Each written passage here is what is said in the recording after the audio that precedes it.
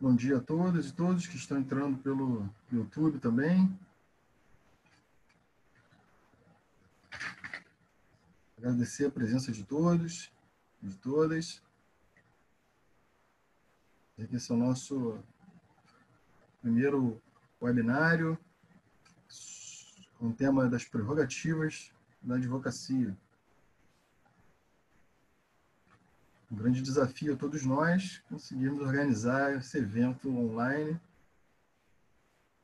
agradecendo sempre o apoio da Ambra University.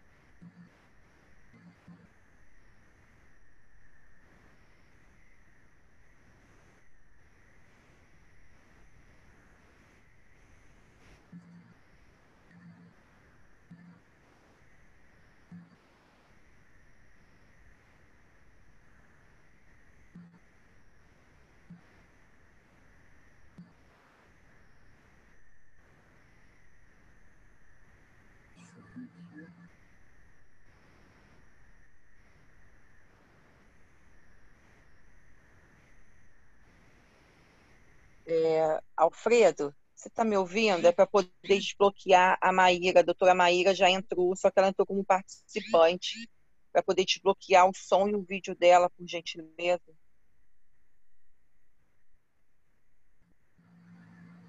Sim. Deixa eu colocar aqui. Um minutinho. Não, deixa eu colocar aqui. Eu vou...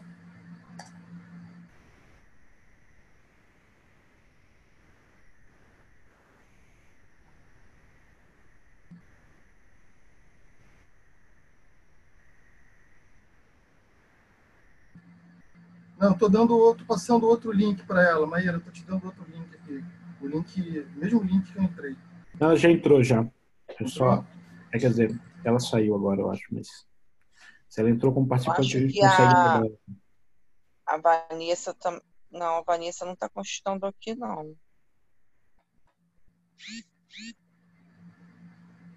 A Maíra entrou aqui. A Vanessa também está com problema, dificuldade de entrar também. Deixa eu falar com ela aqui.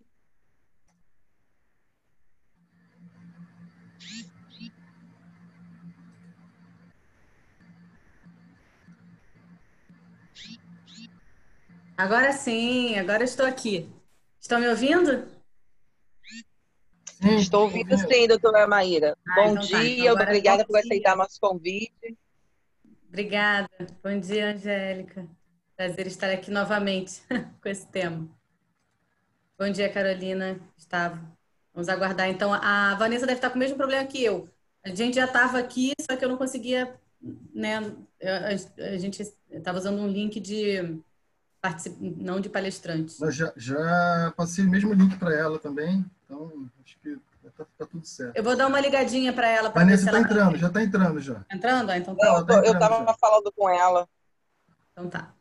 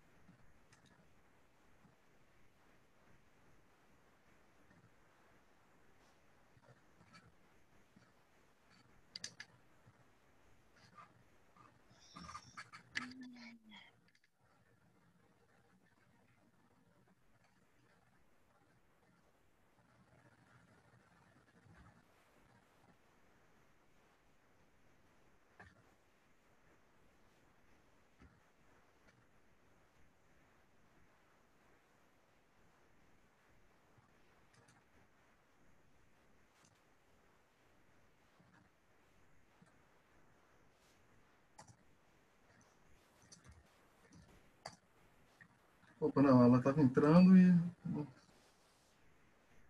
a Vanessa estava entrando, mas não entrou. Eu conversei com ela que agora, porque como ela está entrando e não está aparecendo, ela estava saindo de novo. Eu pedi para ela não sair. A gente vai desbloquear.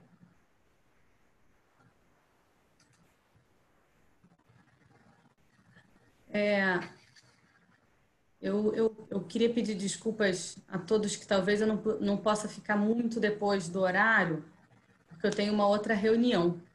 Então, como a ideia também tem um tempo de debate, de perguntas, eu queria pedir antecipadas desculpas, que talvez eu dessa vez não consiga ficar muito. Eu vou ter uma reunião, inclusive presencial, né? Assim, vou ter que sair do isolamento, porque a advocacia criminal às vezes tem disso.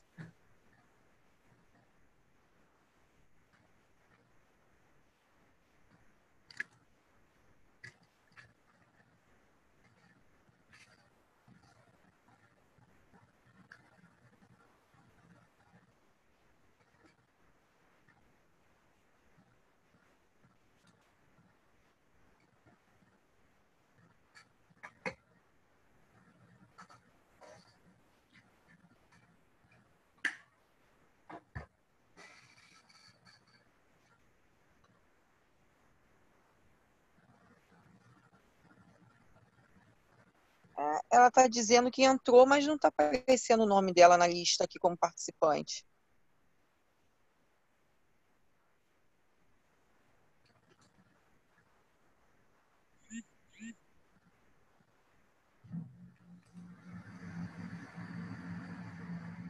É porque na lista de participantes, quando a pessoa entra, aparece o nome lá e não está aparecendo o seu nome. Vou te mandar um outro link. Melhor não mandar um link, só digite algo no chat, que aí a gente identifica qual foi o nome. Por algum motivo a pessoa já tem uma outra conta no Zoom e aí aparece um outro nome. Tá? Só digita no chat, aí nós vamos identificar qual é a... Vanessa, dá bom dia aqui no chat, que aí a gente vai te Bom identificar. dia, Vanessa. Vamos ver aqui. Opa. Será que ela está entrando no YouTube?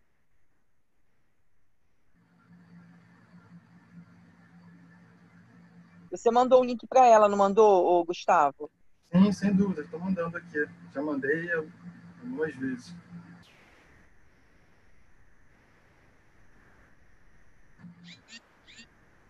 Aproveitando, agradecendo também a presença aqui pelo Zoom, com Andréia, Cid, Creuze, Débora, Felipe, Leide, Ingrid, Leonardo, Luiz Cláudio, Paulo Freitas, obrigado, amigo, Malinho, Marcelo, Márcio, Paulo, Regina, Renata Garcia, Renata Nunes, Rodrigo Colom, Sidney e Tatiane, obrigado pela presença de todos vocês aqui pelo Zoom.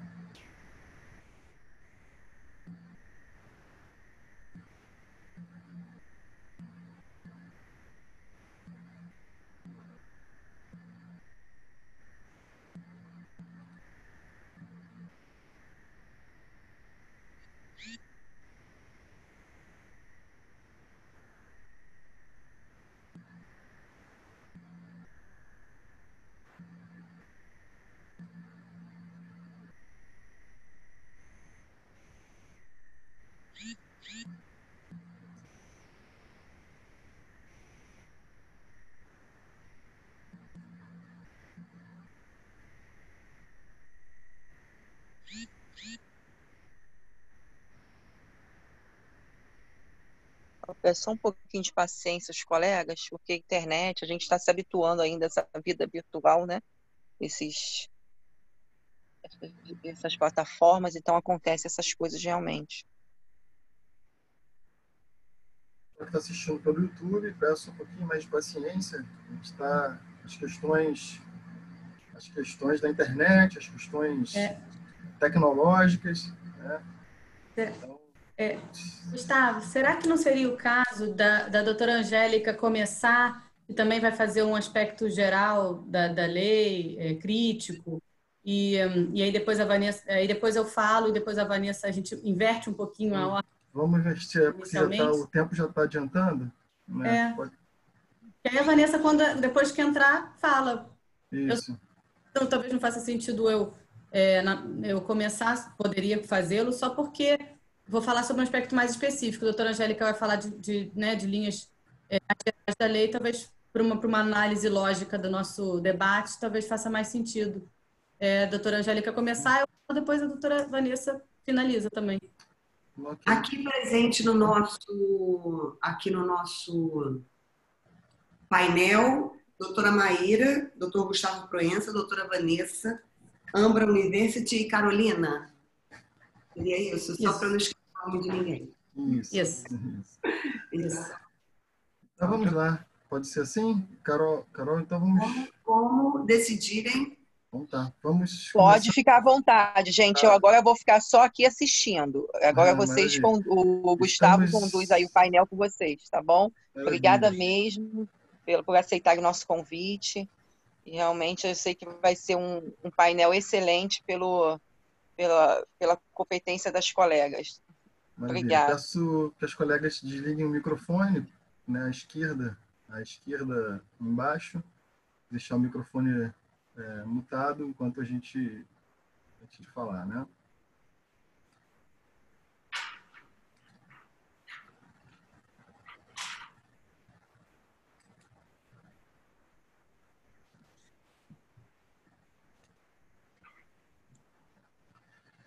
Vamos lá, mais uma vez, bom dia a todas e todos. Vamos iniciar, então, nosso painel número 4, desse webinário, aqui promovido pela Escola de Prerrogativas da OAB-RJ, da Ordem dos Advogados do Brasil, seccional do Rio de Janeiro. Primeiro, agradecer, em nome do presidente da OAB-RJ, doutor Luciano Bandeira, a confiança no trabalho e o apoio institucional, sem dúvida nenhuma, também ao nosso presidente da Comissão de Prerrogativas e tesoureiro da OAB-RJ, doutor Marcelo Oliveira, o idealizador da escola, deste órgão, o primeiro órgão dentro da OAB, destinado à difusão e produção de conhecimentos para prerrogativas, sobre prerrogativas da advocacia. Então, agradecer também ao doutor Marcelo Oliveira, presidente da Comissão de Prerrogativas e tesoureiro da OAB, diretor tesoureiro.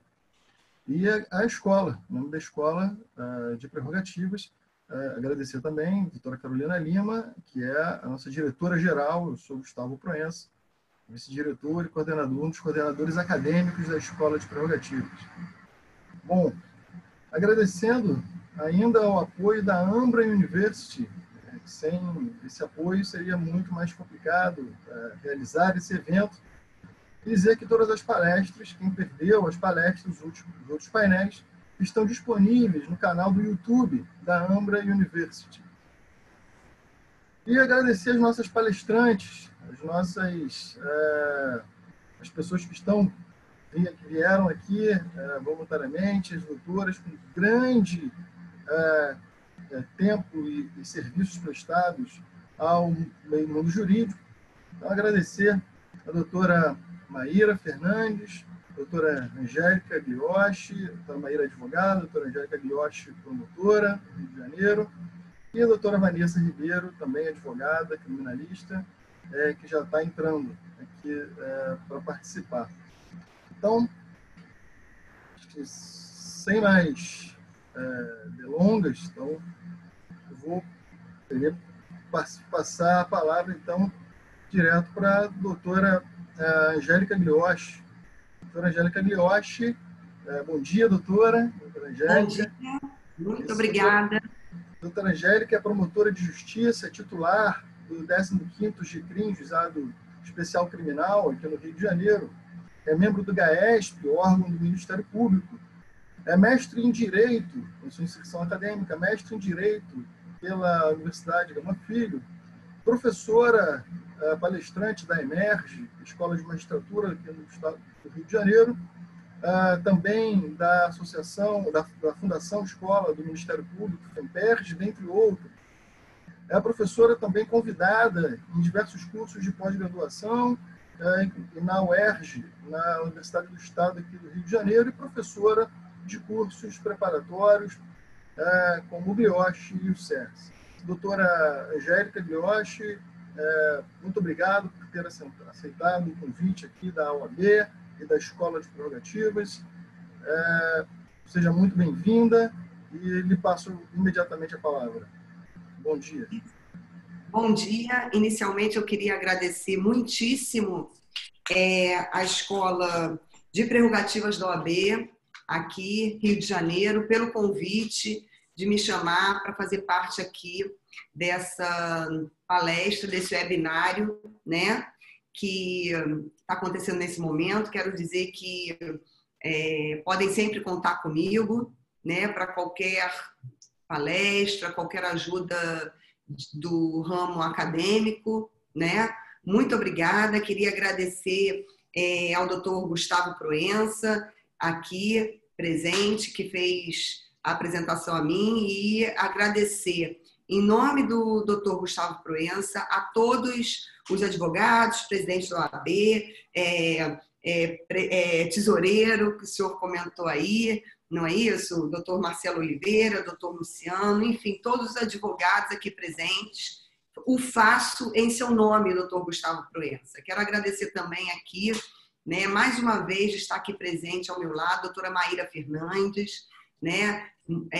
Para mim está sendo assim muito bom estar novamente presente aqui ao seu lado.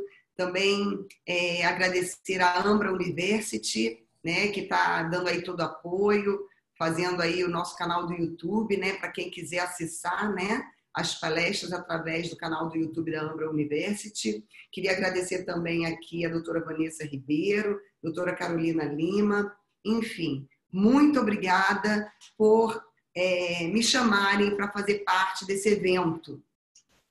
E esse evento que trata acerca do quê? Ele trata acerca, então, da lei de abuso de autoridade. Nós vamos falar, então, sobre especificamente a questão do advogado dentro dessa lei de abuso de autoridade. Para iniciar, e eu vou aqui abordar os artigos que falam, né, a respeito do advogado, eu quero dizer que a nova lei de abuso de autoridade, que todos já devem ter conhecimento, é a Lei 13.869 de 2019, que entrou em vigor no dia 3 de janeiro de 2020.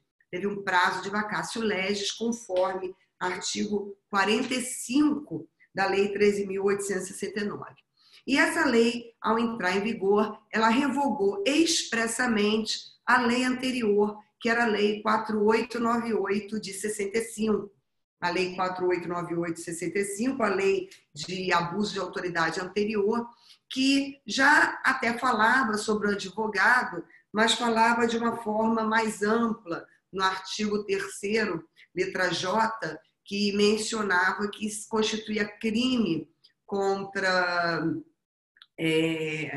crime de abuso de autoridade, qualquer atentado, né, ao exercício profissional do advogado, né? Mas hoje a gente tem uma lei muito melhor, porque é uma lei que olha o advogado da forma que ele precisava efetivamente ser olhado, para que ele não sofresse nenhum tipo de abuso, não somente na esfera policial, como também na esfera judicial, né? Porque o advogado ele deve ser respeitado pela sua profissão. Eu sempre assim achei, sempre tratei o advogado da forma pela qual ele deveria ser tratado, sempre com muito respeito ao exercício da advocacia, né? Porque, infelizmente, nós sabemos que existem pessoas que não respeitam os advogados e esquecem que antes de serem qualquer outra profissão que requeira como requisito ser advogado, que são advogados, que fizeram a faculdade de Direito e que devem honrar a profissão do advogado. Então, eu sou uma pessoa que honro muito a advocacia, sei que sou promotora de justiça, mas que nunca seria promotora de justiça se eu não fosse antes uma advogada. Então, eu acho que a lei nova, 13.869, é uma lei que veio e teve bons olhos para o exercício da advocacia. Bem, essa lei é uma lei que só trata de crimes dolosos, né? É uma lei que tem como elemento subjetivo do tipo o dolo, e é uma lei que traz uma finalidade específica para que existam efetivamente qualquer dos crimes aqui previstos, que é prejudicar alguém, beneficiar-se a si próprio ou a terceiro, por interesse pessoal ou por capricho. Isso está previsto lá no parágrafo 1º do artigo 1º da Lei 13.869. Então, nós temos que olhar todos os crimes da nova Lei de Abuso de Autoridade sob esse aspecto. Primeiro, que há necessidade de dolo e que as pessoas, ao praticarem esses crimes, elas têm que ter esse sentimento pessoal, esse capricho, ou a intenção de beneficiar-se a si próprio, a terceiro, ou prejudicar alguém. É uma finalidade específica exigida aqui na Lei de Abuso de Autoridade. Fora os tipos penais em si, que vão exigir aspectos próprios em cada tipo penal, como sem justa causa, como manifestamente, né? Algo que deve ser apreciado tipo a tipo. Quem pode ser sujeito ativo dos crimes de abuso de autoridade, né? A lei, ela tratou do sujeito do crime lá no artigo 2º da Lei 13.869. Sujeito ativo do crime de abuso de autoridade podem ser servidores públicos e militares ou pessoas a eles equiparadas, membros do Poder Legislativo, membros do Poder Executivo, membros do Poder Judiciário, membros do Ministério Público, membros de tribunais ou conselhos de contas. Muito embora, com relação aos crimes relacionados aos advogados, a gente possa encontrar sujeitos ativos mais específicos, que são as pessoas que se relacionam diretamente com os advogados. E ainda temos um parágrafo único que diz que reputa-se agente público para os efeitos desta lei todo aquele que exerce, ainda que transitoriamente ou sem remuneração, por eleição, nomeação, designação, contratação ou qualquer outra forma de investidura ou vínculo, mandato, cargo, emprego ou função em órgão ou entidade abrangidos pelo caput deste artigo. Então, nós temos que olhar que o sujeito ativo é um sujeito ativo próprio. O crime de abuso de autoridade não pode ser praticado por qualquer pessoa, mas somente por agente público. E o que se entende por agente público vai estar aí elencado no artigo 2º. Não que um particular não possa praticar o crime de abuso de autoridade. O particular, quando em concurso de agentes com um agente público, em concurso de pessoas, para não repetir o agente, quando em concurso de pessoas com um agente público, o particular, ele também pode ser sujeito ativo de crime de abuso de autoridade, né?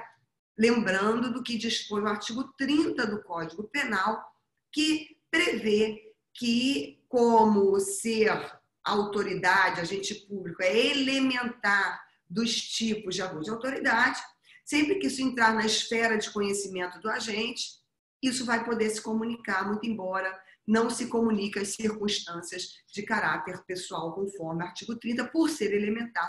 Então, se um particular, em conluio, em concurso de pessoas, com um agente público, resolve praticar crimes de abuso de autoridade, esse particular também poderá responder por crime de abuso de autoridade.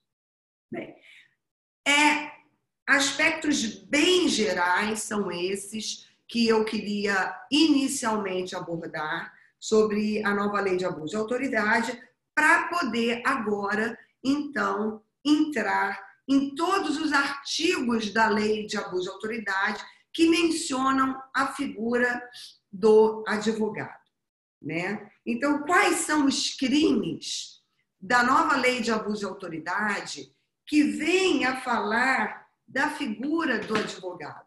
Nós temos o primeiro artigo que fala especificamente sobre o advogado, que é o artigo 15, parágrafo único, inciso 2, né? O artigo 15, ele diz no caput que constitui crime constranger a depor sob ameaça de prisão pessoa que, em razão de função, ministério, ofício ou profissão, deva guardar segredo ou resguardar sigilo. Lembrando aqui que o advogado, né, ele é uma pessoa que deve guardar sigilo, né, a respeito, então, de tudo aquilo que ele conversa com seu assistido, né? Ele deve guardar sigilo, e eu enxergo aqui que o advogado também poderia aqui ser vítima de um crime como esse, violando uma prerrogativa do advogado, né, uma prerrogativa inclusive constitucional, de sigilo que ele deve manter com todas aquelas pessoas que são consideradas seus clientes. Mas o parágrafo único, ele vem dizendo que incorre na mesma pena quem prossegue com o interrogatório de pessoa que tem optado por ser assistida por advogado ou defensor público sem a presença do seu patrono, né? Então, a nossa Constituição Federal assegura ao advogado estar presente em todos os atos do processo, assegura ao advogado estar presente junto com o seu cliente. E é efetivamente algo assim que a gente não pode nem acreditar que existe uma lei punindo isso, porque a gente não pode acreditar que alguém faça isso, que alguém prossiga no interrogatório sem a presença de um advogado. Mas a lei, muito cautelosa, porque a lei anterior era uma lei que tratava do crime de forma muito abrangente, não especificava exatamente os casos em que o advogado iria ter as suas prerrogativas, né, então violadas, né? Ele fala especificamente aqui que seria uma violação. A gente está falando, eu sei que aqui a gente está falando de um direito que tem o réu, né? Mas, de certa forma, a gente também está falando aqui do advogado, que o réu tendo manifestado que que está assistido por determinado advogado, esse advogado ele tem que ser intimado, ele tem que estar presente. O juiz ele não pode jamais prosseguir no interrogatório sem a presença, então, do advogado. Eu estou chegando lá para o artigo 43, que acrescentou o artigo 7º-B no Estatuto dos Advogados, mas eu preciso falar de um em um artigo, tomando cuidado aqui com o meu tempo, tá?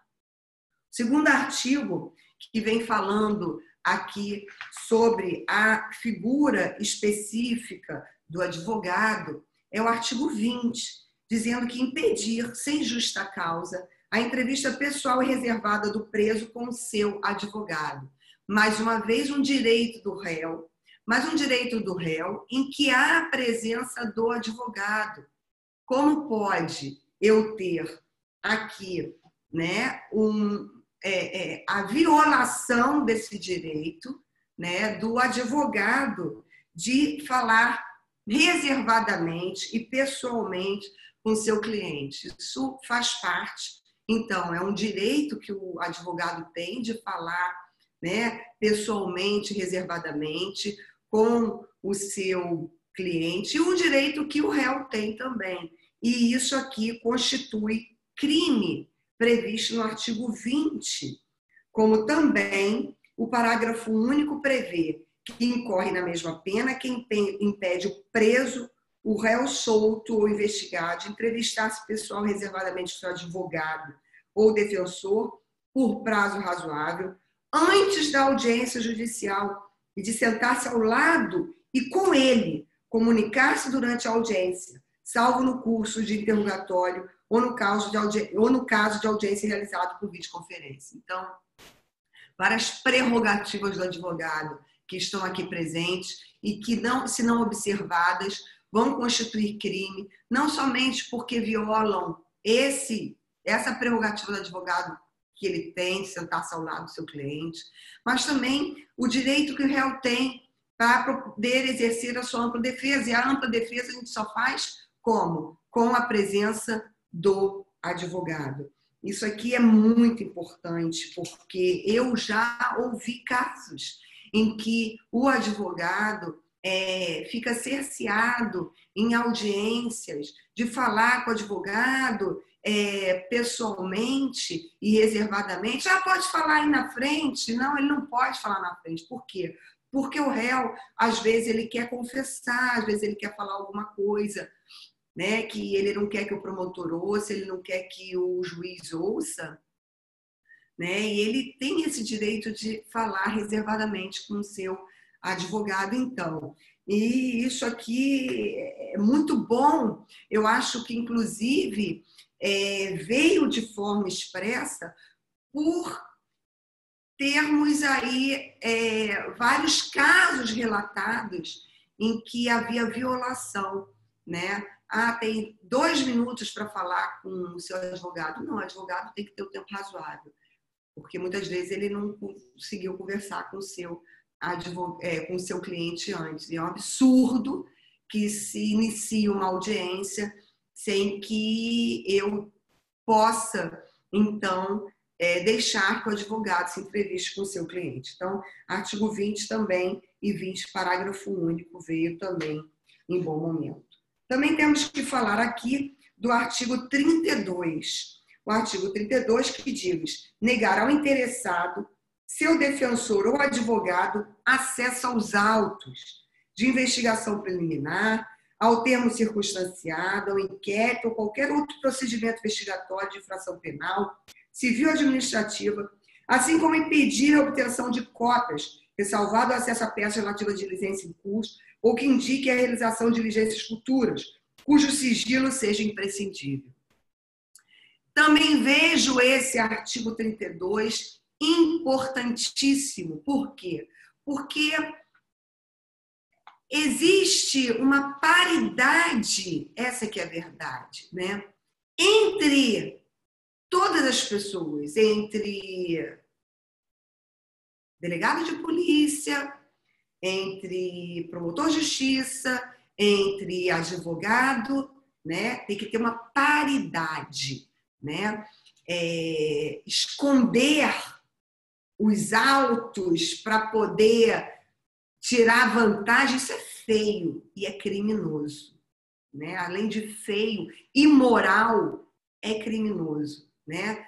Porque se nós agimos com a verdade, e eu creio que as pessoas devem ter lisura, as pessoas devem sempre agir com a verdade, sempre devem agir de acordo com a moral, né? Sempre devem agir de acordo com aquilo que está nos autos.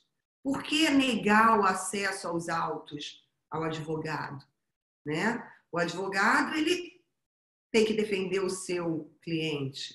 O advogado, ele está lá exatamente para quê? Para poder acessar os autos, para poder ver a melhor forma de defesa do seu cliente. Então, além do direito de defesa que toda pessoa tem, né, todo réu, em qualquer tipo de ação tem, o advogado também tem esse direito de ter acesso aos autos. E esse crime aqui previsto no artigo 32, ele é demasiadamente importante. Por quê? Porque a gente também tem aí muitos casos em que se nega o acesso ao advogado, né? aos autos do processo. Eu tenho que negar o acesso ao advogado aos autos do processo. Quando eu estou diante de uma colheita de prova, por exemplo, que está sendo feita em sigilo, uma medida cautelar, fora isso não. Fora isso, o advogado ele tem direito a acessar os autos. Por quê? Porque ele tem a paridade de armas, né? Ele tem que poder defender o seu advogado e a gente não tem que ter uma carta na manga para tirar aquilo que estava escondido e puxar o tapete de ninguém. Eu acho que quando se atua com lisura, né, sempre é possível, então, que o advogado tenha acesso aos autos. Lembrando sempre que todos esses crimes que eu estou falando aqui são crimes dolosos, tá? São crimes dolosos.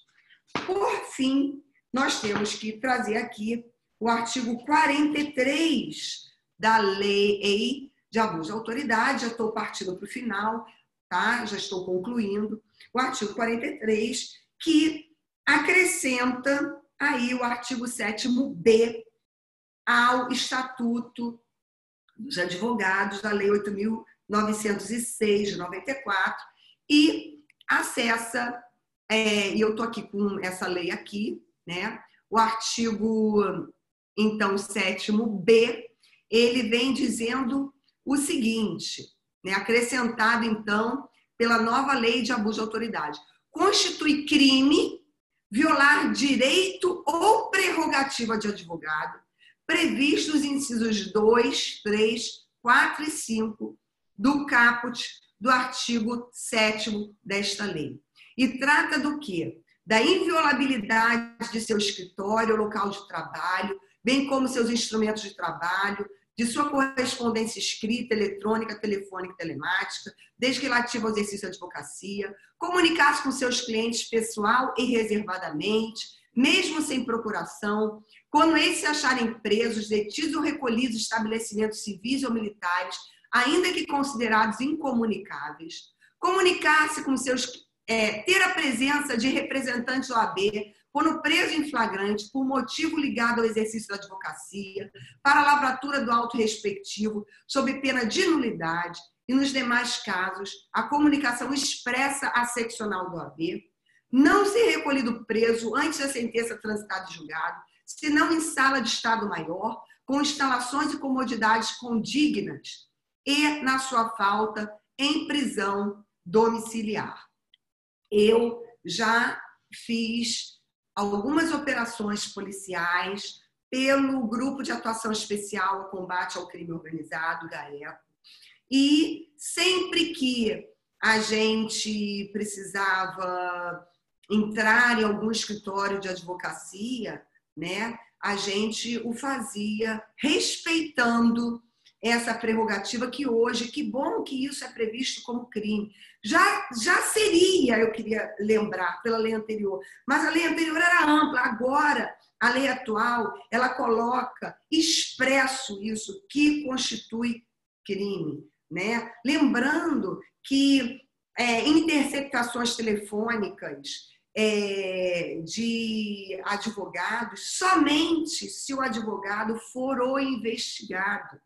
É totalmente criminosa, totalmente ilegal, né? É totalmente ilícita a prova de interceptação telefônica de advogado sem que esse seja a pessoa investigada, né? Da mesma forma, busca e apreensão em escritório de advocacia somente se o advogado ele for o investigado, né? Fora isso, não é possível a busca e apreensão. É muito fácil, né?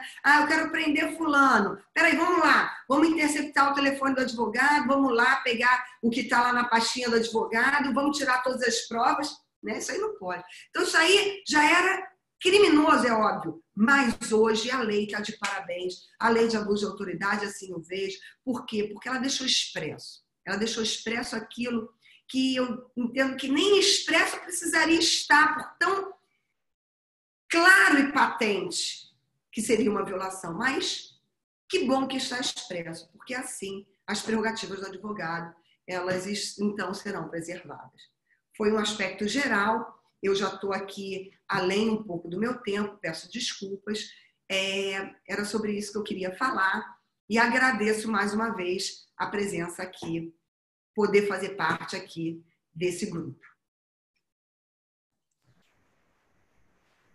Doutora Angélica, muito obrigado pelas suas considerações. O motivo do seu convite, além das suas qualificações técnicas, dos seus serviços prestados, anos de dedicação ao direito, ficaram claros na sua exposição, sua posição teórica e prática, né, que já vinha sendo realizada antes mesmo da própria lei. Então, muito obrigado pela participação, muito obrigado pela colaboração, pela sua brilhante exposição.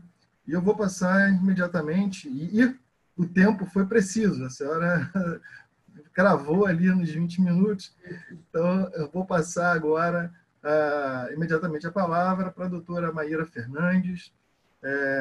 Maíra, muito obrigado por ter aceitado aqui o convite.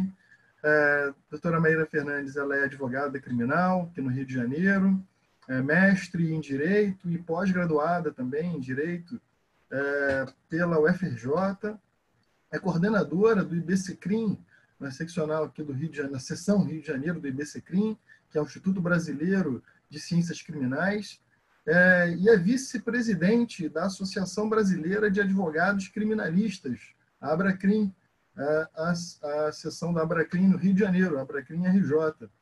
E também diretora do Instituto do IAB, do Instituto dos Advogados, o Instituto, o órgão mais antigo de associação da classe no Brasil, e foi presidente do Conselho Penitenciário aqui no estado do Rio de Janeiro, representando a ordem, representando a OAB.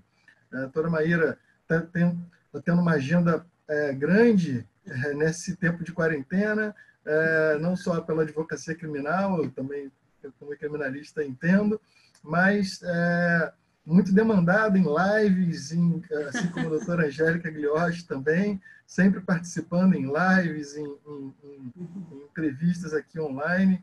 Então, a doutora Maíra vai ter que sair também rapidamente, mas obrigado, doutora, por ter aceitado, aí, aberto um espacinho na sua agenda para vir conversar com a gente aqui. Então, em nome da OAB e da Escola de Prerrogativas, agradecendo a sua presença e lhe passo a palavra. Ótima explanação. Muito obrigada, Gustavo, muito obrigada pelo carinho do convite, agradeço o convite também à doutora Carolina, que gentilmente me convidou para participar desse debate tão importante. A Escola de Prerrogativas está de parabéns por sua atuação, eu tenho acompanhado as lives desde o início dessa quarentena, desse isolamento, cada live, cada evento mais bacana do que o outro, de modo que tenho certeza de que todos os advogados e as advogadas estão podendo aproveitar esse momento para ampliar seu conhecimento sobre as prerrogativas. Isso é absolutamente fundamental para que nós possamos ficar mais fortes, né, saber exercer os nossos direitos. A gente não vai nunca saber exercer os nossos direitos se nós não soubermos que direitos são esses, certo? Então, é um pouco sobre isso também que a gente está falando aqui nesse evento. Doutora Angélica, prazer enorme estar com a senhora novamente. Já estivemos num outro evento sobre essa lei também de abuso de autoridade, vê-la como promotora de justiça, falando a língua dos advogados, né? Falando sobre os nossos direitos, é uma alegria, uma satisfação muito grande, parafraseando Vinícius de Moraes, se todos os promotores fossem iguais a você, que maravilha seria advogar, porque nós teríamos realmente a paridade de armas. Então, muito obrigada pela sua atuação. Doutora Vanessa, prazer enorme estar aqui novamente também, minha colega de ABRACRIM, de Comissão da Mulher e tudo mais. Bom, eu vou, evidentemente, suprimir a menção a alguns pontos que a doutora Angélica já havia falado, mas eu vou voltar neles só para alguns pequenos detalhes, tá? Sobre, por exemplo, a questão de impedir sem justa causa a entrevista pessoal e reservada do preso com seu advogado, que, como a doutora Angélica muito bem salientou, parece óbvia, né? A rigor nem deveria nem precisaria estar prevista, porque ela é inerente ao princípio da ampla defesa, que está protegido constitucionalmente. Eu gostaria apenas de destacar uma curiosidade que eu não sei exatamente como os nossos tribunais vão entender. É que existe um certo bis in idem aí, porque o artigo 20 da Lei de Abuso de Autoridade, ele prevê como uma tipificação, né, criminosa, impedir, sem justa causa, a entrevista pessoal e reservada do preso com o seu advogado. Pena, detenção de 6 meses a 2 anos e multa.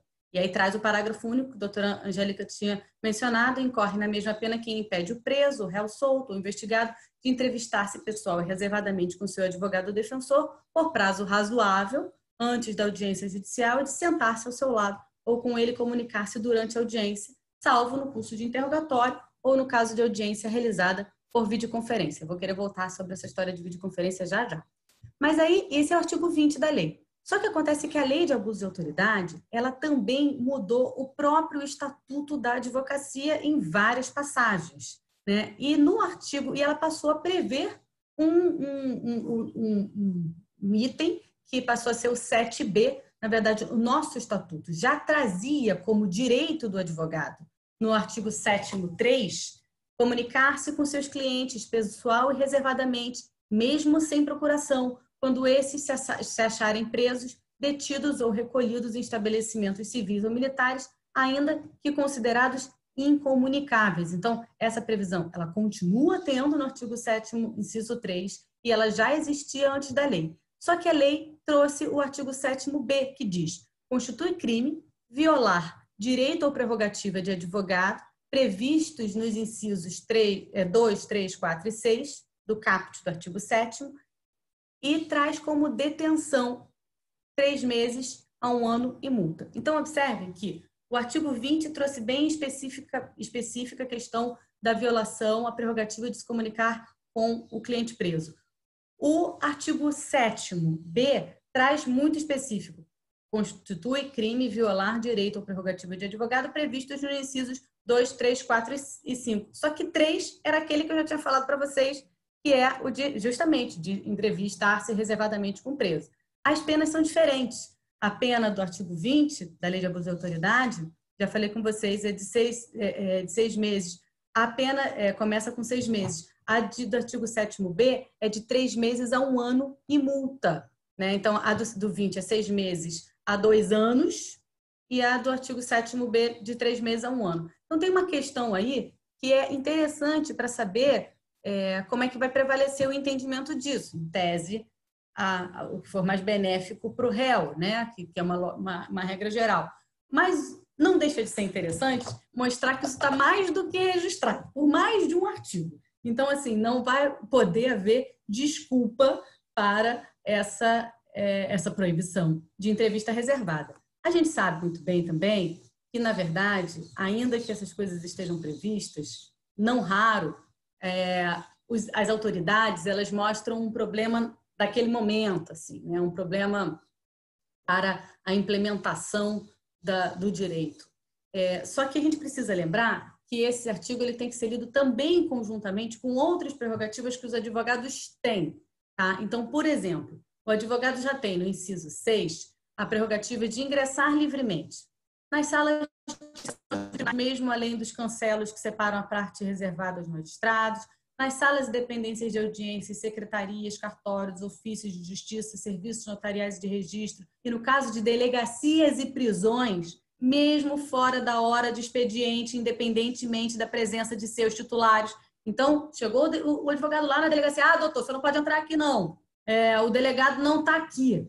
Sinto muito, o delegado não está aqui. O meu cliente está, eu preciso falar com ele reservadamente aqui na delegacia, porque é aqui que ele se encontra. Então, esse artigo, ele tem que ser lido, esse direito do advogado de se entrevistar reservadamente com o seu cliente, ele tem que ser lido com esses outros também, para que ele possa ser implementado integralmente. E é responsabilidade da autoridade garantir a segurança do advogado no momento da conversa, né, da entrevista e do preso também. Como é que vai ser feita essa dinâmica, se a unidade tem ou não tem estrutura para essa entrevista reservada, é um problema da autoridade, é um problema da estrutura, não é um problema do advogado.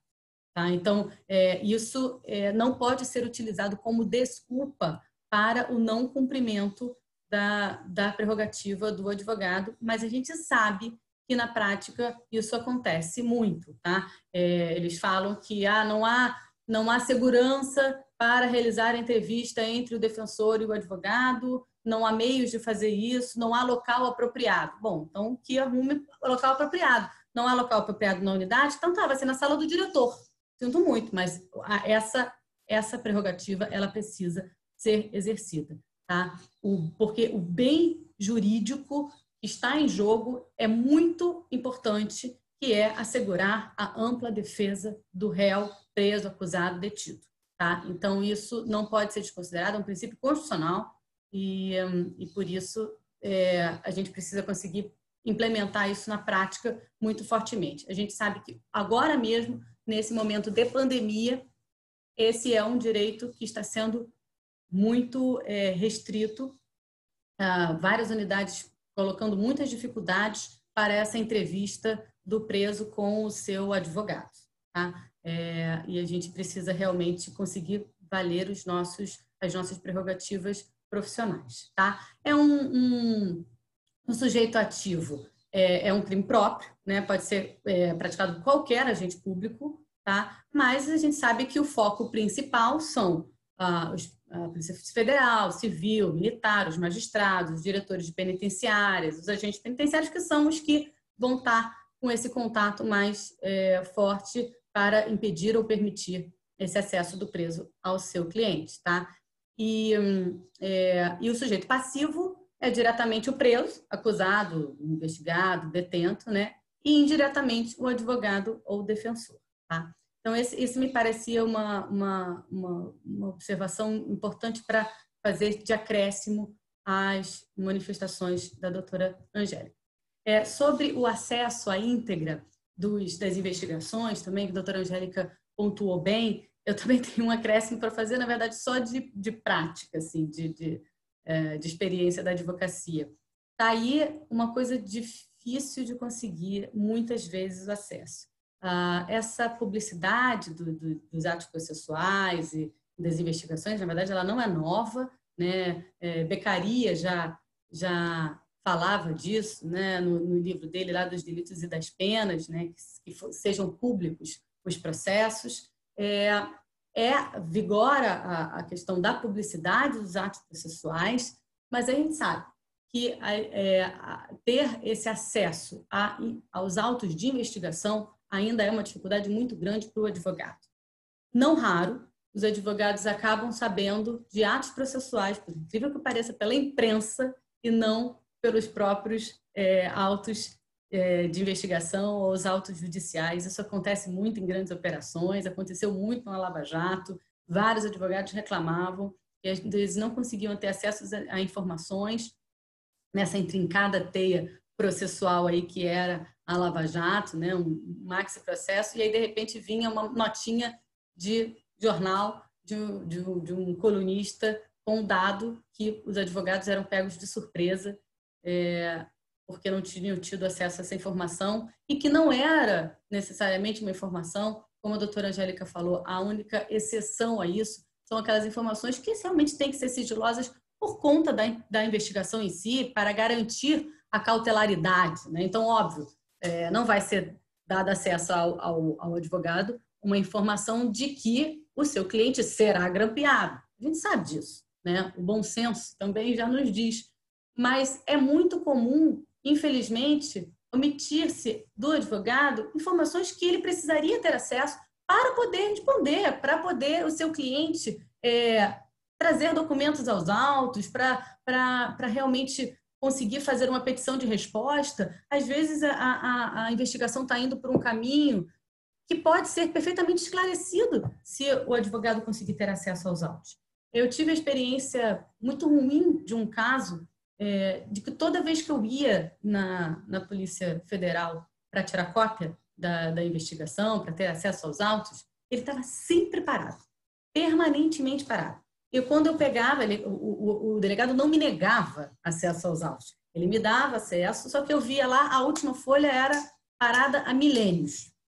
E eu estava achando esquisito aquele negócio, porque a gente sabia que eu sabia, por a Rádio Corredor, que algumas pessoas estavam sendo chamadas para prestar depoimento na delegacia e não apareciam nos autos, continuava aquela folha parada lá. E aí, uma vez, vem a mim uma pessoa que também estava investigada nesse caso, que tinha sido chamada para prestar depoimento e que tinha ido sem advogado e que agora achava que era melhor ter um advogado para poder cuidar da causa, queria saber se tinha conflito, se não tinha conflito, se eu podia atender ou não, enfim. E eu falei, mas essa investigação, a informação que eu tenho é de que está parada. E não está não, doutora. Eu fui lá prestar depoimento outro dia, o que acontece é o seguinte, é que tem um bolinho de pilha de processo, de investigação, que anda em cima da mesa do delegado. É esse que ele dá acesso para a senhora, mas tem outro embaixo da mesa dele. E esse, ele não dá acesso a ninguém. Então, veja, é um absurdo, né, a ideia de se imaginar que existem duas investigações, uma acessível ao advogado e a outra que anda debaixo da mesa do delegado. E é super difícil a gente conseguir ter a comprovação disso, né? Porque quando eu pedi a cópia, ele dizia, tá aqui, doutora, pode ver, fica à vontade. E aí estava lá na folha parada. Então, só para dizer que às vezes esse acesso aos autos é muito difícil para nós, advogados.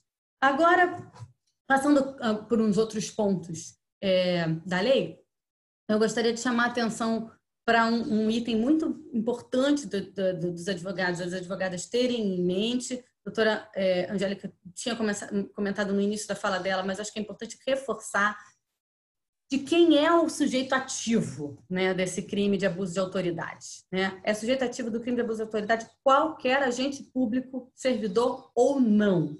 Tá? Isso na área da administração direta, indireta, fundacional, eu não preciso ler o artigo inteiro. Mas isso é importante, porque o parágrafo único diz, inclusive, reputa-se agente público para todos os efeitos dessa lei, todo aquele que exerce, ainda que transitoriamente, ou sem remuneração, por eleição, nomeação, designação, contratação, qualquer outra forma de investidura ou vínculo, mandato, cargo, emprego ou função em órgão ou entidade abrangidos pelo caput desse artigo. Tá? Isso me parece uma ressalva importante para poder fazer aos colegas, especialmente os que atuam também na área da execução penal, porque às vezes existem outras pessoas que não são propriamente agentes penitenciários, mas que trabalham nesse universo prisional por esse tipo de delegação. Dos crimes e das penas e da execução penal, que eu vou falar um pouquinho para vocês, fiquei incumbida de falar um pouquinho, alguns artigos merecem um destaque especial.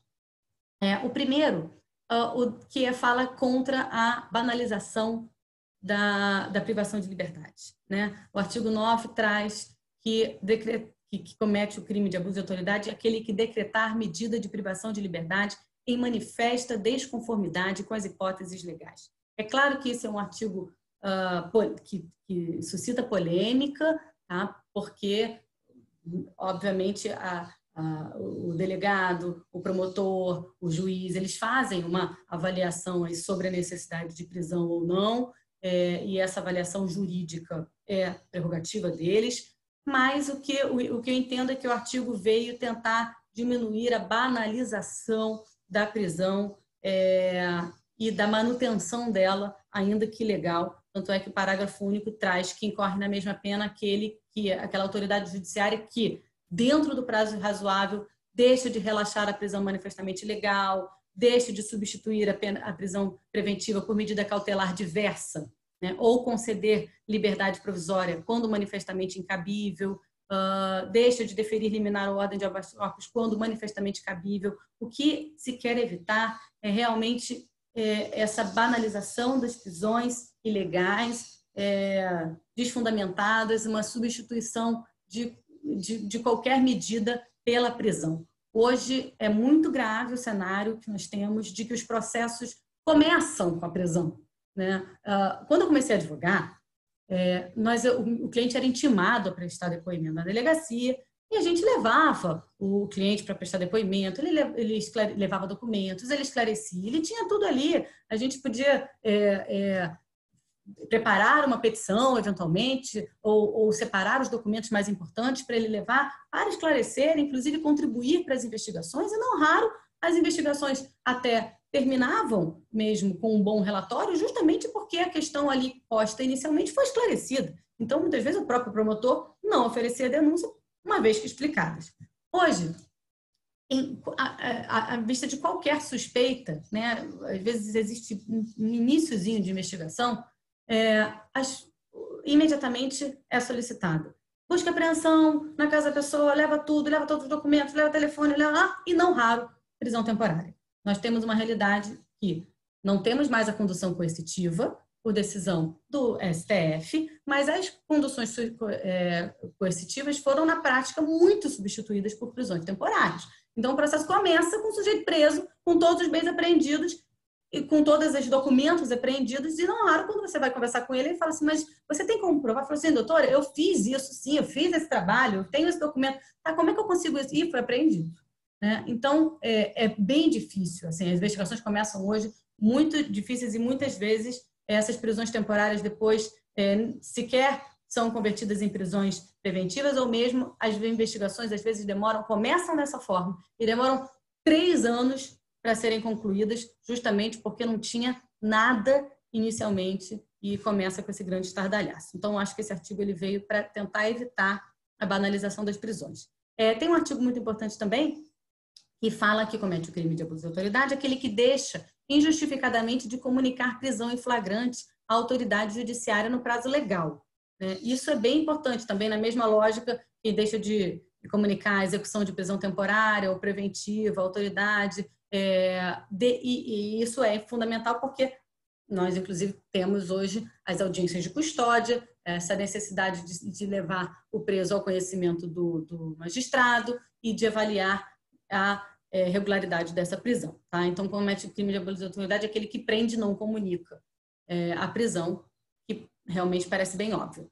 Tem um outro artigo aqui, que também é bem importante, que fala que comete crime de autoridade aquele que deixa de comunicar imediatamente a prisão de qualquer pessoa e o local onde se encontra a sua família ou a pessoa por ela indicada.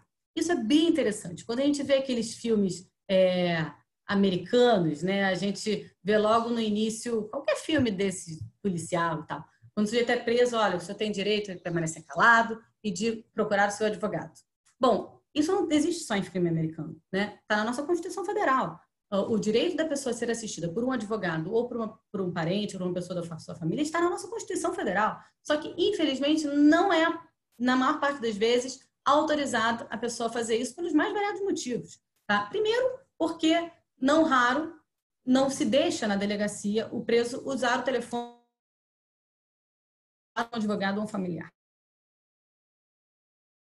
Imediatamente, no momento que ele é preso, não deixam mais usar o telefone e fazer essa ligação. Não deixam também fazer da própria delegacia. Então, na maior parte das vezes, os presos prestam o primeiro depoimento em sede policial completamente desacompanhados, completamente desassistidos. Não há defensoria pública que atue nas delegacias, porque são muitas delegacias, né? E não há suficiente para isso. E aí ele presta... Então, a investigação ela começa com essa prisão, com um depoimento em sede policial completamente desassistido e dali para frente. Tá? Isso é bem ruim. E hoje, a lei de abuso de autoridade coloca muito categórica aqui essa necessidade de comunicar a família e o advogado. Vocês devem se lembrar do caso, eu gosto de dar esse exemplo, porque ele mostra muitas arbitrariedades e uma exceção. Vocês devem se lembrar o caso de um ator da Globo, que trabalhava também numa loja, que foi preso, estava saindo do trabalho, ouvindo seu Walkman, e foi preso na rua arbitrariamente.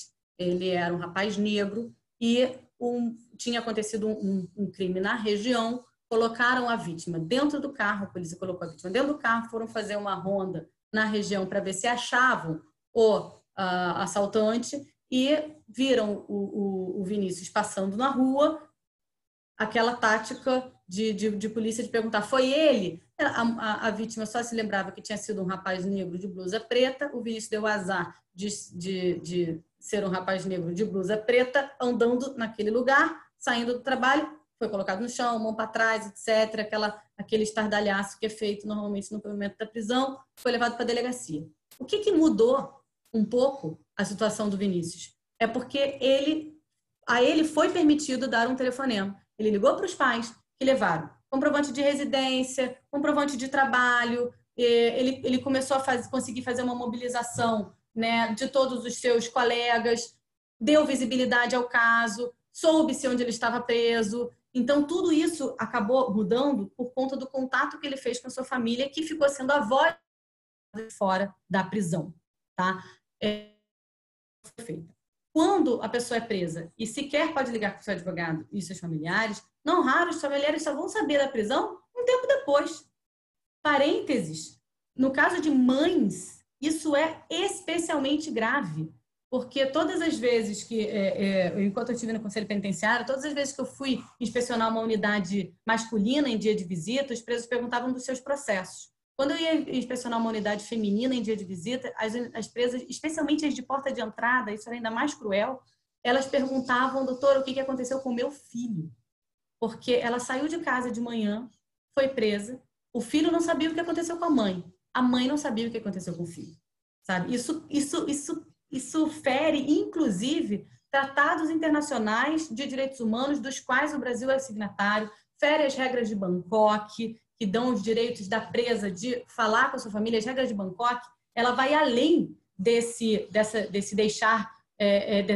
possibilidade de comunicação imediata da prisão ao familiar ou ao advogado. Ela possibilita à mulher presa que seja mãe um tempo para organizar o que vai acontecer com seu filho. O que significaria o policial acompanhá-la até a sua casa para pegar o seu filho e deixar na casa vizinha, para pegar o seu filho e deixar na casa da mãe, para pegar o seu filho e dar alguma destinação àquela criança que viu a mãe de manhã e não viu a mãe nunca mais, né? E não sabe o que aconteceu com a mãe e ficou a Deus dará. Então, isso fere, sem dúvida, as regras de Bangkok, mas está aí uma coisa que não acontece e que causa gravíssimos danos, essa ausência de comunicação. A coisa que mais acontecia no período que eu fiquei no Conselho Penitenciário era familiar. Uma das funções do Conselho Penitenciário era um pouco também assistência aos egressos do sistema, mas a gente acaba dando muito às próprias familiares dos presos, ainda que presos, e as famílias não sabiam sequer onde estava o preso. É difícil, um familiar tem dificuldade de saber aonde o sujeito está. Existe um telefonema que não funciona, né, que assim, foi inclusive uma proposta na época nossa do Conselho Penitenciário que tivesse, porque não tinha ainda, passou a ter um telefone para os familiares saberem onde o preso está, mas esse telefone nunca atende, esse telefone nunca funciona. Então, não raro, a família que não tem recursos tem que ir ao Complexo de Ericinó, que é o primeiro lugar, né, que se vai, imaginando que se o sujeito está preso, está lá em Bangu, aí chega lá em Bangu, não, doutora, não está aqui não. Aí se o sujeito vai em Campos dos Goitacazes, aí a pessoa vai para Campos dos Goitacazes, aí chega lá e olha, ele foi transferido ontem. Aí ele tá, enfim, é uma loucura, mas isso acontece e especialmente no momento da prisão, né? Ainda também como crime, aquele que prolonga a execução da pena privativa de liberdade, de prisão temporária, de prisão preventiva, de medida de segurança, etc. e tal, sem motivo justo e excepcionalíssimo de executar o alvará de soltura imediatamente após recebido ou de promover a soltura do preso quando esgotado o prazo judicial legal. Essa também é interessante, porque às vezes o alvará de soltura, isso eu vi outro dia também acontecer, às vezes o juiz determina a expedição do alvará de soltura, ele acha que já está tudo certo e o preso não é solto, porque ele tem que antes passar pelo SARC, aí 10 vezes demora um tempão, aí depois que passa pelo SARC vai para o oficial de justiça, aí o oficial de justiça tem um regime de plantão, se chegar 1 minuto depois do regime daquele plantão, vai mudar para outro plantão, enfim, o resumo é que na maior parte das vezes, entre a decisão de soltura e a efetivação dela, decorre um tempão. Se esse tempo for feito sem motivo justo e excepcional, diz a lei de abuso de autoridade que comete o agente o crime de alvará de soltura. Então, O agente, por exemplo, que deixa de soltar, podendo soltar, apenas porque ele quer juntar um pouco mais de opções, né, de alvará de soltura para poder cumprir tudo junto 2 dias depois, ele está cometendo crime de abuso de autoridade, tá? Porque a soltura tem que ser imediata e é responsabilidade do sistema de justiça ter meios de fazê-lo, tá? Já caminhando para o final, tem uma outra muito interessante também, que comete abuso de autoridade, aquele que deixa de se identificar ou identifica-se falsamente ao preso por ocasião de sua captura ou quando deva fazê-lo durante a sua detenção ou prisão. Em tese, todos os policiais militares deveriam usar aqui o nome, né, na farda, mas comumente isso é omitido e dificulta, inclusive, aos próprios advogados, quando vem um certo abuso, né, de poder, de autoridade, tomarem as medidas judiciais cabíveis. Tá? Tem ainda um outro que eu considero interessante também, que é abuso de autoridade, aquele que requisita instauração ou instaura procedimento investigatório de infração penal administrativa em desfavor de alguém, a indício da prática de crime, de ilícito funcional ou de infração administrativa. Esse é aquele poder do sujeito que tem a caneta, né, que pode mudar a vida de uma pessoa. Sem dúvida, a instauração de um procedimento investigatório, por si só, já é uma coisa muito grave, que pode causar inúmeros problemas na vida de alguém. Não importa se no final vai ser absolvido, não importa se ao final não vai ser denunciado, o simples fato de responder a uma investigação já é algo por si só extremamente sério e que não pode ser feito sem o mínimo de indício da prática de crime. Tá? Não raro a gente vê, inclusive, essas instaurações de procedimentos, inclusive eles falam de também administrativos, quando o preso está prestes a obter algum tipo de benefício e, infelizmente, às vezes há esse abuso de autoridade, porque realmente é criminoso. Claro que isso não é, quem faz isso não o faz de boa fé, jamais, de instaurar um procedimento que possa prejudicar alguém. Tá?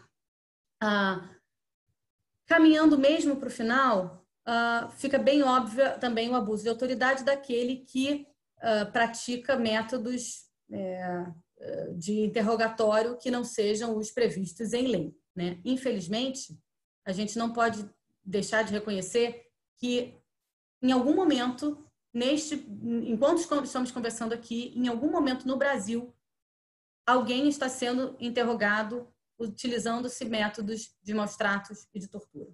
Tá? A tortura ainda existe no Brasil e a gente não pode deixar de reconhecer que é um passado que a gente não conseguiu ainda consertar. Eu digo sempre, quando falo sobre isso, uma frase de Shakespeare que diz: atiramos o passado ao abismo, mas não nos inclinamos para ver se estava bem morto.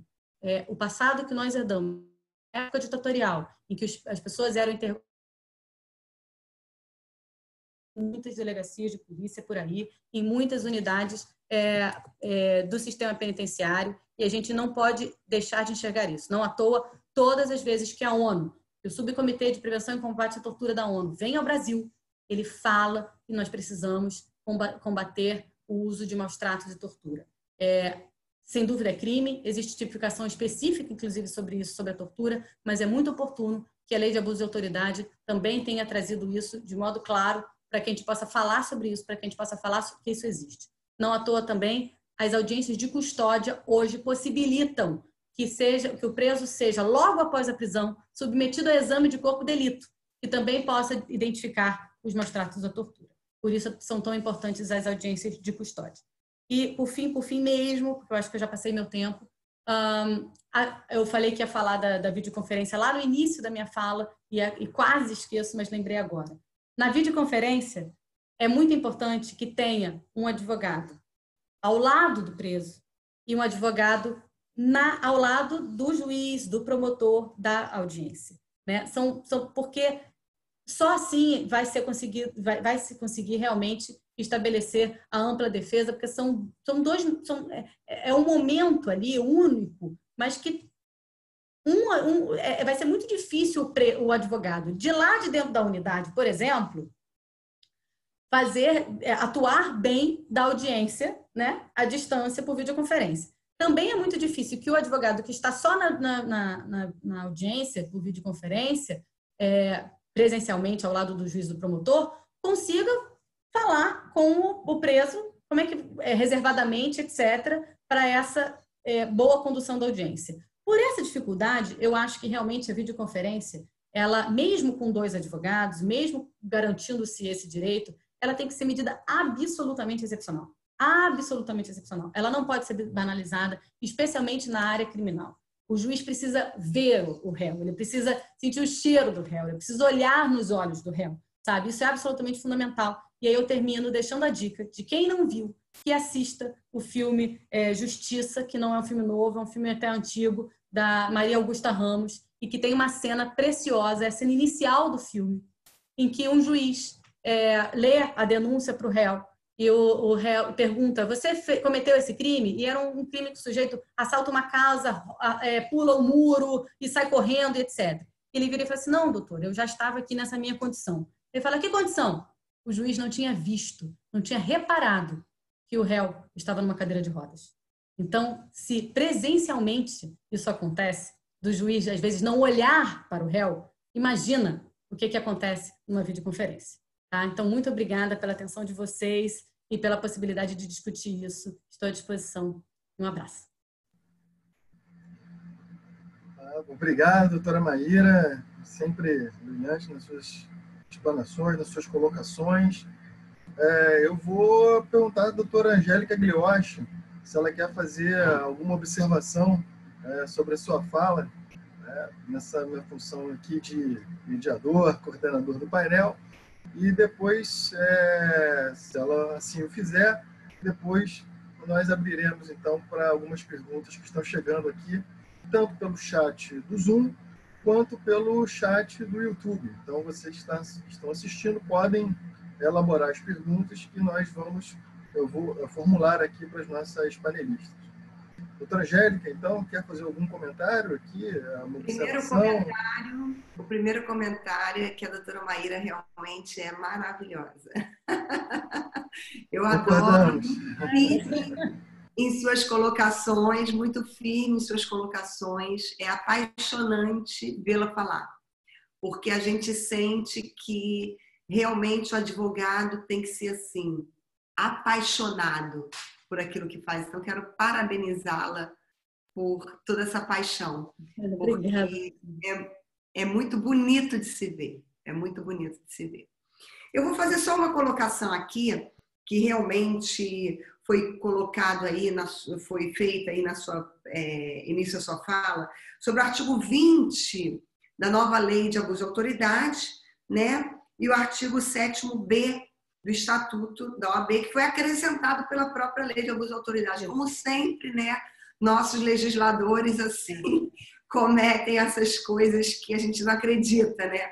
Meu Deus, mas fez isso que nem lá na lei do Estatuto da Criança e do Adolescente, que já tinha um artigo que estava revogado tacitamente, o 244A, e anos depois veio o legislador e deu nova pena a um artigo que já estava revogado, né? Então, quer dizer, uma doideira, né? E aqui, realmente, eu vou até ser muito sincera, eu não tinha reparado isso. Assim, apesar de ter falado dos dois, eu não reparei que, efetivamente, a gente... Eu confesso que eu também só reparei quando fui preparar minha fala para essa nossa conversa, porque eu também não tinha reparado antes. Eu falei, gente, mas e aí? Tem 2 penas para o mesmo... Como é que faz? O que eu posso dizer aqui é que, felizmente, digamos assim, as 2 penas estão inseridas em infrações penais de menor potencial ofensivo. Então, tanto o artigo 7º-B, que tem pena de 6 meses a 1 ano, quanto o artigo 20, que tem pena de 6 meses a 2 anos, ambos são considerados infrações penais de menor potencial ofensivo. Então, sobre esse aspecto, pelo menos isso, ambos são considerados infrações penais de menor potencial ofensivo, ambos seriam, então, de competência do GCRIM, né? Esses 2 crimes aqui, né? Agora, efetivamente, caso sejam vencidas todas as etapas, né, de transação penal, de suspensão condicional do processo, e efetivamente tenha que ser julgada a pessoa por esses crimes aqui, ou do artigo 20, ou do artigo 7º-B, eu acho que não teria outra saída senão entender que é a menor pena que deve ser aplicada, porque é aquela que é mais favorável ao réu. Então, nesse caso, eu entendo que seria efetivamente de se aplicar a pena de 6 meses a 1 ano, né? Muito embora eu acho que dificilmente a gente vai chegar nessa fase, porque certamente a pessoa terá direito inicialmente à transação penal e posteriormente à suspensão condicional do processo, porque não impede, né, a transação penal, a pessoa primeiro a transação penal e depois a suspensão condicional do processo. Então eu entendo que seria a menor pena. Quero agradecer, porque eu já fiz meu comentário, já peguei minha canetinha, já fiz o comentário aqui, caramba, né? Isso aqui já vai ser observação minha nas próximas aulas ou palestras que eu tiver que dar. Então, só queria mesmo falar, né, elogiar, agradecer, dizer parabéns pela sua fala e fazer esse comentário agradecendo aí que eu não tinha visto, que realmente é bem interessante aí uma crítica a fazer ao nosso legislador. Ok, doutor Gustavo? Doutora Angélica, pela gentileza da sua fala. Obrigada. Obrigado, doutora Angélica. É verdadeira. Quer fazer mais algum comentário, doutora Maíra? Não, só isso. Estava falando que é verdadeira da admiração. Sim, é verdade, é verdade. Bom, então, agradecemos mais uma vez, né, a presença de todos. E lembrando que as palestras estão disponíveis lá no canal do YouTube da Ambra. Eu vou abrir agora para algumas perguntas que estão chegando aqui. Uma pergunta aqui. O que as palestrantes entendem por, abre aspas, justa causa para impedir o advogado de conversar reservadamente com o seu cliente? Pergunta que chegou aqui pelo YouTube. Então, passo primeiro a palavra para a doutora Angélica, posteriormente... a doutora Angélica terminou, então passo para a doutora Maíra e depois para a doutora Angélica, já que ela terminou a sua fala agora. Então, doutora Maíra, o que você entende por justa causa aqui para impedir o advogado de se comunicar reservadamente com o seu cliente? Olha, não consigo pensar numa justa causa. Não consigo, porque, olha, me parece que os meios de segurança, por exemplo, não há meios de garantir a segurança do advogado, né? Não pode ser utilizado como uma justificativa, porque a responsabilidade pela segurança do preso e pela segurança de todas as pessoas que circulam numa unidade prisional é do Estado. Então, o Estado não pode se eximir dessa responsabilidade. É dele a responsabilidade de ter uma sala para advogados. É dele a responsabilidade de ter um espaço reservado para essa conversa. Então, eu não consigo imaginar, por exemplo, isso como uma justificativa para a impossibilidade dessa conversa reservada, né? Não raro, os motivos que se dão para isso são os mais banais, assim, do tipo, quem advoga na execução penal já deve ter passado pela situação de chegar lá na unidade prisional e falar, não, doutor, agora não pode não, porque está na hora do confere. O confere é o tal momento que vai, sabe, contar os presos, né? Para quem não sabe, vai contar e tal, e demora um tempo, porque imagina, tem que juntar e contar e tal. Mas isso também não pode ser uma justificativa para não falar, pode, no máximo, ser uma justificativa para demorar um pouco mais. Olha, você vai ter que esperar um pouco mais porque está na hora do confere. Mas ele vai poder, tudo bem, paciência, espera, mas vai falar depois. Então, eu não consigo identificar. Em juízo, não tem espaço, vá para a sala de alguém, do promotor, enfim. Eu não consigo imaginar, de fato, uma justificativa que seja uma justa causa para a ausência de contato do advogado com o preso, né? Então, eu acho que realmente não me ocorre. Talvez a doutora Angélica já tenha passado por alguma situação muito excepcional que justifique. Eu não consigo imaginar. Pois é. Eu acho o seguinte, que só assim algo tipo, o advogado vai passar uma faca para o cliente, sei lá, viram que ele está com alguma arma, sei lá, algo assim cinematográfico. Porque eu também não consigo imaginar o que seria uma justa causa. Na verdade, eu acho que aqui deixa patente nesse impedir sem justa causa, tá? Eu acho que é patente o capricho, a satisfação pessoal, né? A vontade de beneficiar-se a si mesmo, ou a terceiro, ou a prejudicar, né?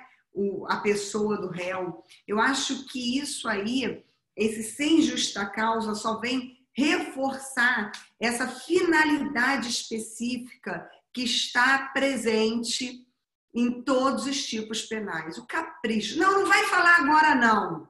Agora não vai falar não, porque agora não pode. Não, o senhor deveria ter se entrevistado antes. Não se entrevistou antes, agora não vai poder falar. Capricho, vaidade, sentimento pessoal, né? Porque não tem outra justificativa. Na hora da audiência, quer ver? Isso é muito comum na hora da audiência, né?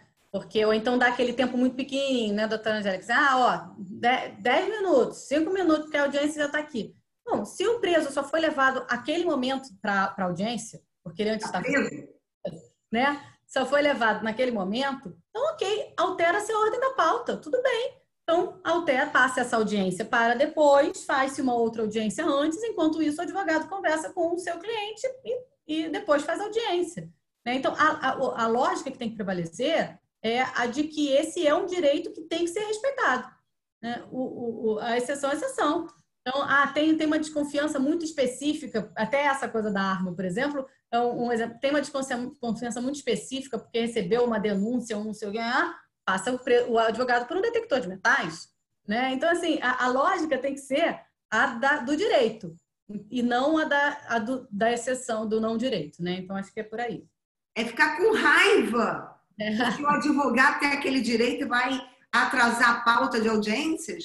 Não, porque existem casos. A gente sabe que existem casos. A pessoa ficar com raiva do advogado porque vai atrasar a pauta de audiência, mas muitas vezes a pauta de audiências é atrasada por outros motivos que, caramba, entendeu? Então, realmente, eu não vejo, como disse anteriormente, a não ser algo assim cinematográfico, de estar armado, tal, sob suspeita, ou então, efetivamente, o capricho, a vaidade, o sentimento pessoal, que muitas vezes, infelizmente, sabe, é um aspecto que existem em determinados casos. Né? É isso. Obrigado aos panelistas. Tem mais uma pergunta que está chegando. Essa é, obviamente, para as duas, mas o participante está pedindo para... particularmente interessado na resposta da doutora Angélica, que é sobre o poder de requisição do MP. Ele pergunta se seria possível pensar em algum tipo de inconstitucionalidade em relação ao crime do artigo 27. O artigo 27 fala sobre requisitar a instauração ou instaurar procedimento investigatório de infração penal ou administrativa em desfavor de alguém à falta de qualquer indício para a prática de crime, de ilícito funcional ou infração administrativa. Detenção de 6 meses a 2 anos. Doutora, haveria alguma inconstitucionalidade nesse artigo? Seria uma questão relacionada à política criminal, à política, uma boa, uma má política, do ponto de vista da produção normativa criminal? Eu não vislumbro nenhuma inconstitucionalidade nesse artigo. O que eu vejo é que o Ministério Público, ele que tem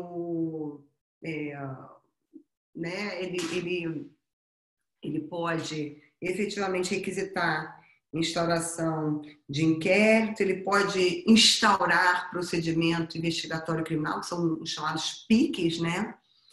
Mas sempre o deve fazer com justa causa, né? Com um mínimo, ou melhor, de suporte de toda a justa causa, mas até para o oferecimento de denúncia, mas um mínimo de indícios suficientes para que eu possa efetivamente investigar alguém. Eu não vislumbro aqui nenhuma inconstitucionalidade, acho que se o faz a falta de qualquer indício de prática de crime ou ilícito funcional ou de infração administrativa, efetivamente, para a prática do crime. Entendo que não vislumbro nenhuma inconstitucionalidade. O Ministério Público, ele também, constitucionalmente, lá no artigo 129 da Constituição Federal, ele é responsável, deixa eu até abrir aqui para poder ler efetivamente aqui, para todo mundo que está aqui. Está dizendo aqui no artigo 129, né, que são funções institucionais do Ministério Público, né? Então, promover o inquérito civil, ação civil pública, promover privativamente a ação penal pública da forma da lei, além de exercer o controle externo da atividade policial na forma da lei complementar mencionada no artigo anterior.